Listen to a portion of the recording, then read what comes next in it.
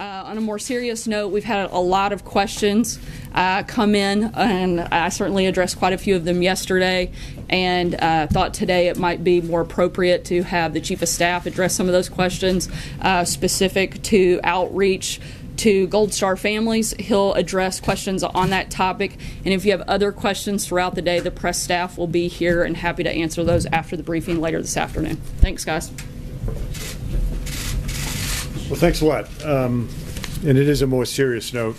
So I just wanted to perhaps make more of a statement and an explanation, give more of an explanation than what amounts to be a traditional press interaction.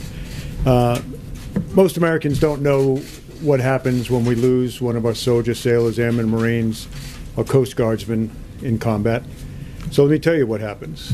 Their buddies wrap them up in whatever passes as a shroud, puts them on a helicopter as a routine, and sends them home. Their first stop along the way is when they're packed in ice, typically at the airhead, and then they're flown to usually Europe, where they're then packed in ice again and flown to Dover Air Force Base, where Dover takes care of the remains, embalms them, meticulously dresses them in their uniform with the medals that they've earned, the emblems of their service, and then puts them on another airplane linked up with a casualty officer escort that takes them home. A very, very good movie to watch if you haven't ever seen it is Taking Chance, where this is done in a movie HBO setting. Chance Phelps was killed under my command right next to me, and it's worth seeing that if you've never seen it. So that's the process. While that's happening, a casualty officer typically goes to the home very early in the morning and waits for the first lights to come on. And then he knocks on the door. Typically the mom and dad will answer, wife. And if there is a wife, this is happening in 2 different places. If the parents are divorced, 3 different places. And the casualty officer proceeds to break the heart of a family member and stays with that family until, well, for a long, long time, even after the internment. So that's what happens. Who are these young men and women? They are the best 1% this country produces. Most of you, as Americans, don't know them. Many of you don't know anyone who knows any one of them. But they are the very best this country produces. And they volunteer to protect our country when there's nothing in our country anymore that seems to suggest that selfless service to the nation is not only appropriate but required. But that's all right. Who writes letters to the families? Typically the company commander, in my case as a Marine, the company commander, battalion commander, regimental commander, division commander, Secretary of Defense, typically the service chief, Commandant of the Marine Corps, and the President typically writes a letter. Typically the only phone calls the family receives are the most important phone calls they can imagine, and that is from their buddies. In my case, hours after my son was killed, his friends were calling us from Afghanistan, telling us what a great guy he was. Those are the only phone calls that really matter. And yeah, the letters count to a degree, but there's not much that really can take the edge off what a family member is going through. So some presidents have elected to call. All presidents, I believe, have elected to send letters. If you elect to call a family like this, it is about the most difficult thing you could imagine. There's no perfect way to make that phone call. When I took this job and talked to President Trump about how to do it, my first recommendation was he not do it. Because it's not the phone call that parents, family members are looking forward to. It's nice to do, in my opinion, in any event.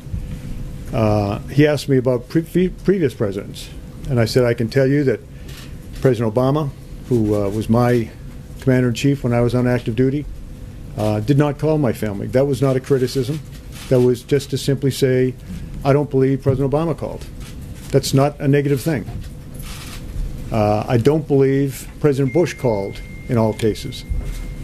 I don't believe any president, particularly when the casualty rates are very, very high, that presidents call. But I believe they're all right. So when I gave that explanation to our president 3 days ago,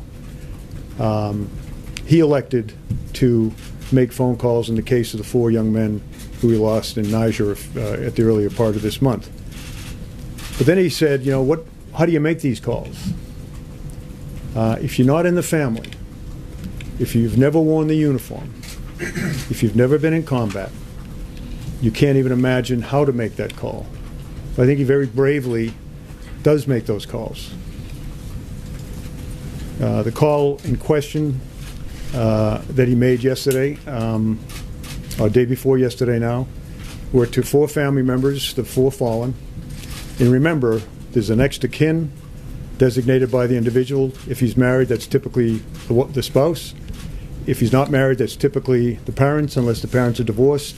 And then he selects one of them. If he didn't get along with his parents, he'll select a sibling. But the point is, the phone call is made to the next of kin only if the next of kin agrees to take the phone call. Sometimes they don't. So a pre-call is made. The President of the United States or the Commandant of the Marine Corps or someone would like to call. Will you accept the call? And typically they all accept the call. So he called 4 people the other day and expressed his condolences in the best way that he could. And he said to me, what do I say? I said to him, sir, there's nothing you can do to lighten the burden on these families. But let me tell you what I tell them. And let me tell you what my best friend, Joe Dunford, told me, because he was my casualty officer. He said, Kel, he was doing exactly what he wanted to do when he was killed. He knew what he was getting into by joining that 1%. He knew what the possibilities were because we're at war. And when he died, in the 4 cases we're talking about, Niger, my son's case in Afghanistan, when he died, he was surrounded by the best men on this earth, his friends. That's what the president tried to say to 4 families the other day. I was stunned when I came to work yesterday morning and brokenhearted at what I saw a member of Congress doing. A member of Congress who listened in on a phone call from the President of the United States to a young wife, and in his way tried to express that opinion. He's a brave man, a fallen hero.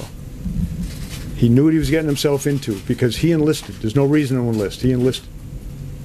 And he was where he wanted to be, exactly where he wanted to be, with exactly the people he wanted to be with when his life was taken. That was the message. That was the message that was transmitted. It stuns me that a member of Congress would have listened in on that conversation. Absolutely stuns me. And I thought, at least that was sacred. You know, when I was a kid growing up, a lot of things were sacred in our country. Women were sacred and looked upon with great honor. That's obviously not the case anymore, as we see from recent cases. Life, the dignity of life, was sacred. That's gone. Religion, that seems to be gone as well. Gold Star families, I think that left in the convention over the summer. But I just thought the selfless devotion that brings a man or woman to die on the battlefield, I just thought that that might be sacred. And when I listened to this woman and what she was saying and what she was doing on TV, the only thing I could do to collect my thoughts was to go and walk among the finest men and women on this earth. And you can always find them because they're in Arlington National Cemetery. Went over there for an hour and a half, walked among the stones, some of whom I put there because they were doing what I told them to do when they were killed. I'll end with this. In October, April rather, of 2015, I was still on active duty, and I went to the dedication of the new FBI field office in Miami. And it was dedicated to two men who were killed in a firefight in Miami against drug traffickers in 1986. A guy by the name of Grogan and Duke. Grogan almost retired, 53 years old. Duke, I think, less than a year on the job. Anyways, they got in a gunfight and they were killed. 3 other FBI agents were there, were wounded, now retired. So we go down, Jim Comey, get an absolutely brilliant memorial speech to those fallen men and to all of the men and women of the FBI who serve our country so well and law enforcement so well. There were family members there. Some of the children that were there were only 3 or 4 years old when their dads were killed on that street in Miami-Dade. 3 of the men that survived the fight were there and gave a rendition of how brave those men were and how they gave their lives. And a congresswoman stood up, and in the long tradition of empty barrels making the most noise, stood up there and all of that and talked about how she was instrumental in getting the funding for that building and how she took care of her constituents because she got the money, and she just called up President Obama, and on that phone call he gave the money, the $20 million to build the building. And she sat down, and we were stunned that she'd done it, even for someone that is that empty a barrel. We were stunned.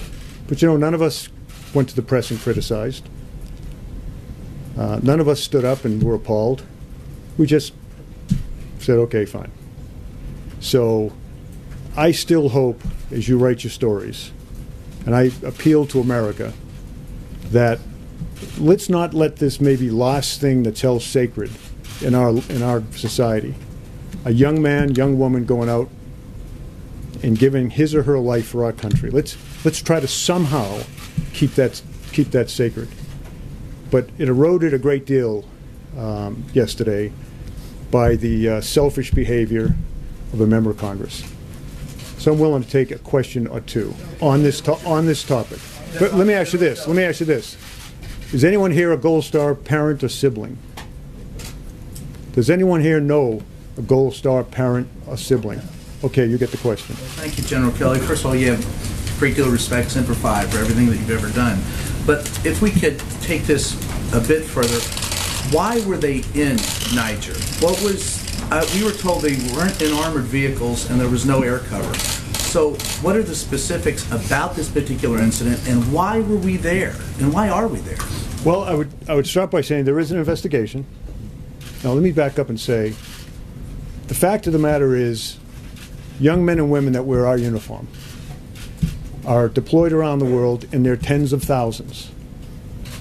Near the DMZ in North Korea, in Okinawa, waiting to go, in South Korea, in Okinawa, ready to go, all over the United States, training, ready to go. They're all over Latin America. Down there, they do mostly drug interdiction, working with our partners, our great partners, the Colombians, the Central Americans, the Mexicans. You know, there's thousands. My own son right now back in the fight for his 5th tour against ISIS. There's thousands of them in Europe acting as a deterrent. And they're throughout Africa. And they're doing the nation's work there. And not making a lot of money, by the way, doing it. They love what they do.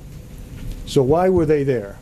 They're there working with partners, local Africa, all across Africa in this case, Niger, working with partners, teaching them how to be better soldiers, teaching them how to respect human rights, teaching them how to fight ISIS, so that we don't have to send our soldiers and Marines there in their thousands.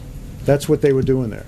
Now, there is an investigation. There's always unless it's a very, very conventional death in a conventional war, there's always an investigation. Of course, that operation is conducted by AFRICOM, that is, of course, works directly for the Secretary of Defense. There is I talked to Jim Mattis this morning. I think he made statements this afternoon. There's an investigation ongoing. An investigation doesn't mean anything was wrong. An investigation doesn't mean people's heads are going to roll. The fact is, they need to find out what happened and why it happened. But at the end of the day, ladies and gentlemen, you have to understand that these young people, and sometimes old guys, put on the uniform, go to where we send them to protect our country. Sometimes they go in large numbers to invade Iraq and invade Afghanistan. Sometimes they're working in small units, working with our partners in Africa, Asia, Latin America, helping them be better. But at the end of the day, they're helping those partners be better at fighting ISIS in North Africa to protect our country so that we don't have to send large numbers of troops. Any other, someone who knows a Gold Star fallen person? John?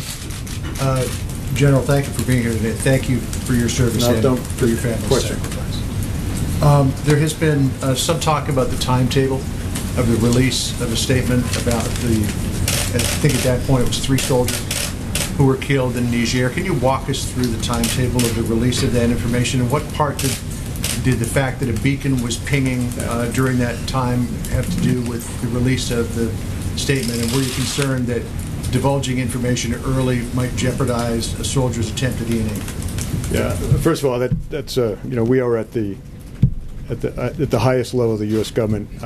The people that will answer those questions will be the people at the other end of the military pyramid. I'm sure the Special Forces Group is conducting it. I know they're conducting an investigation. That investigation, of course, under the auspices of AFRICOM, ultimately will go to the Pentagon. I've read the same stories you have. I actually know a lot more than I'm letting on, but I'm not going to tell you. There is an investigation being done. But as I say, the men and women of our country that are serving all around the world. I mean, what the hell is my son doing back in the fight?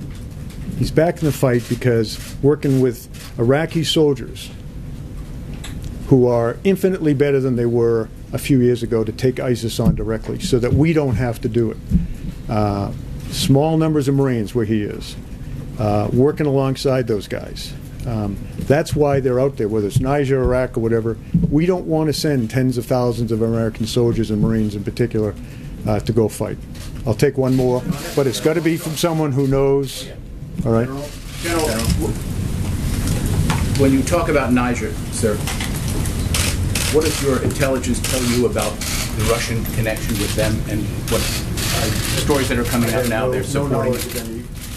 The Russian connection, but I would not, in my position, know that. That's a question for Northcom or for, not Northcom, or AFRICOM or DoD. So, thanks very much. And as I walk off the stage, understand there's tens of thousands of American kids, mostly, doing the nation's bidding all around the world. They don't have to be in uniform. You know, when I was a kid, every man in my life was a veteran. World War II, Korea, and there was the draft. These young people today, they don't do it for any other reason than their sense of selfless devotion to this great nation. We don't look down upon those of you that haven't served. In fact, in a way, we're a little bit sorry, because you'll never have experienced the wonderful joy you get in your heart when you do the kind of things our servicemen and women do. Not for any other reason than they love this country. So just think of that, and I do appreciate your time.